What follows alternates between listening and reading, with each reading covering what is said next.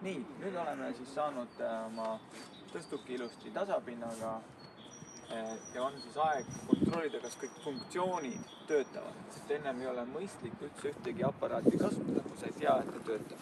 Kõige parem on seda teha kohe siinsamas rendipunktis, hiljemalt siis ikkagi siis, kui hoiavad objektile, vaadata üle.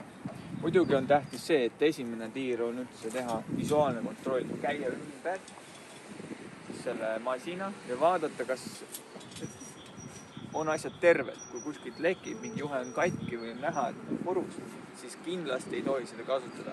Sead oma elu. See on tehtud, siis tuleme proovime, kas funktsioonid töötavad.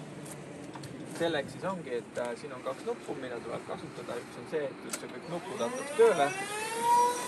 Ja teiseks on siis, tuleb nüüd hakata liigutama üles-alla seda tõstuki funktsioone. Läheb ülesse, tuleb alla,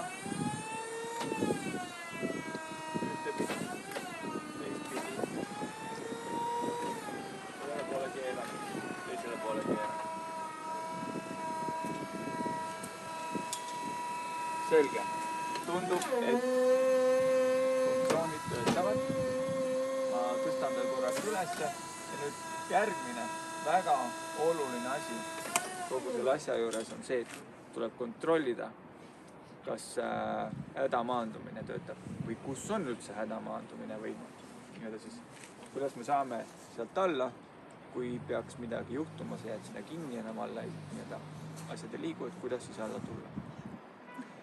Esimene asi on see, et siin on olemas sinine nupp, mis on mõeldud selleks, et kui on tõstukiga on sõidetud, siis sinna piiri peale, ta on liiga kaugel oma sellest lubatud piirist, ehk siis antud juhul vajutades seda tõmbab siis selle korvi uuesti tagasi sellesse asendusse, kus tegelikult seda saab jälle liigutada. Ja seda saab teha ainult alt. Et kui ülevalt oled lukku jäänud, siis peab olema keegi all, kes seda nuppu vajutab. Ja sellepärast ongi oluline, et kõrgtööd tehakse alati kahekesi, sest muidu sa oled seal lukus ja alla ei saa.